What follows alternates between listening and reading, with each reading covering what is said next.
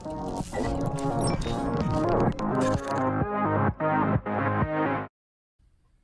everyone, welcome back to Skyby Studios, and in this video we're going to be doing an unboxing and review of the Hasbro Black Series Boba Fett helmet. And I got this particular one off of Amazon. It typically retails for about $100. You might find it for a little bit more, a little bit less. But anyways, let's get into it.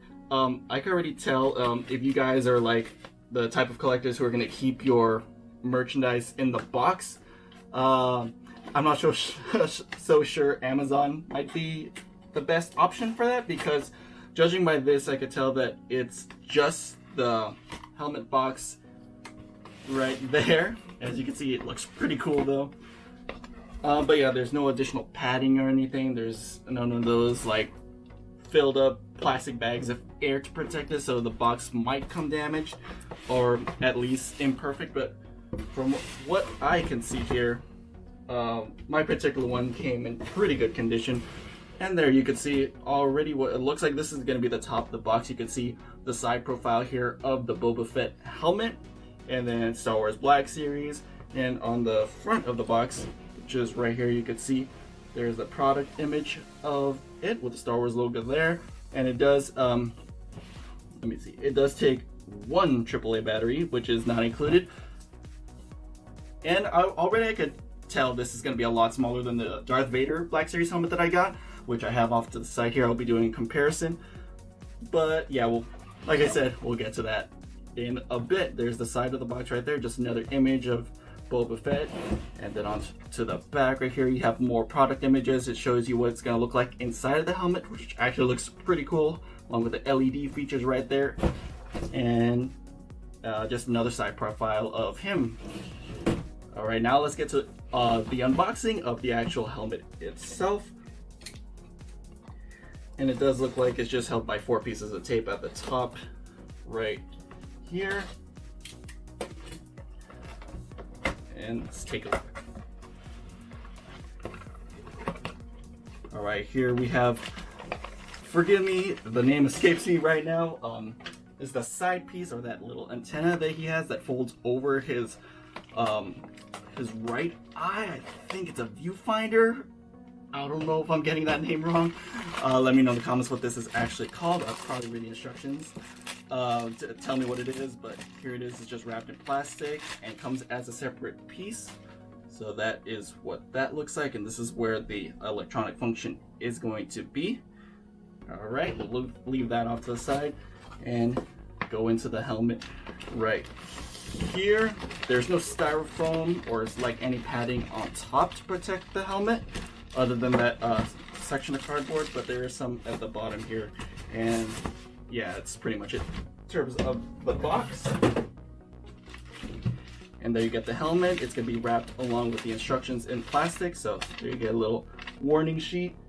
And then here's going to be another warning sheet and your instructions, which is really, really brief. It's just, you open it once like that. It shows you how to install the battery, the single battery, and then how to attach it to the helmet. It looks like it just clicks on, and then you could adjust it right here. It's like a hard hat style of adjustment inside the helmet itself, so you could adjust it to whatever hat size that you require.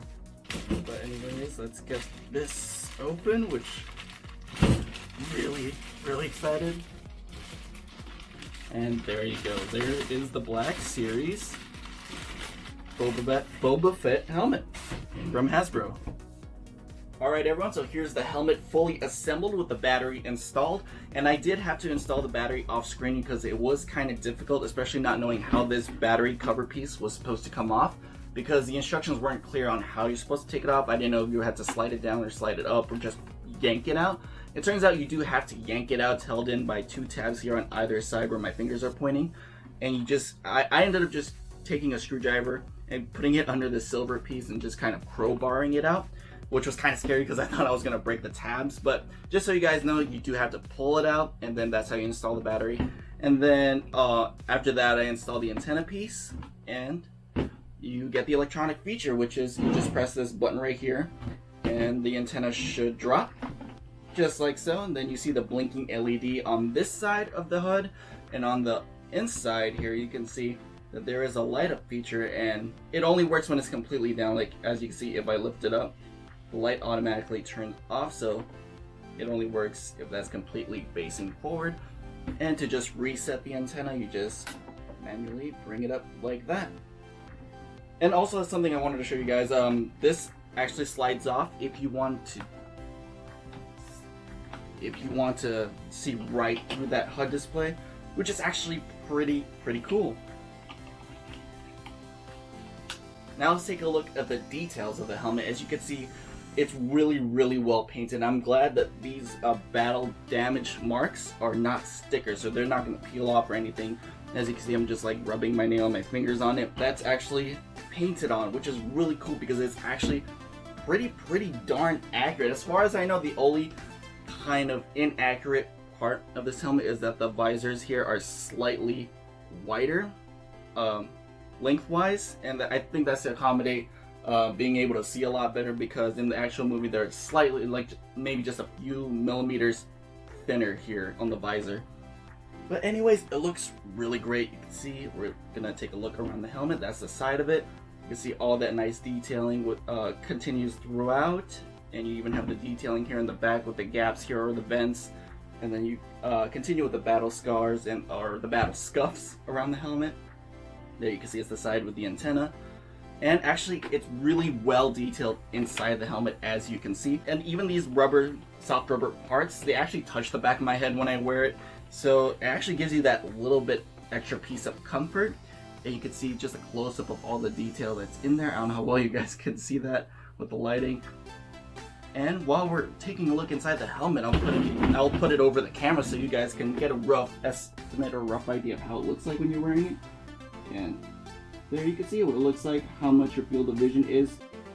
Alright, and here for a comparison is the Black Series Darth Vader helmet right next to the Boba Fett helmet. And you can see Darth Vader is bigger and wider than the Boba Fett helmet.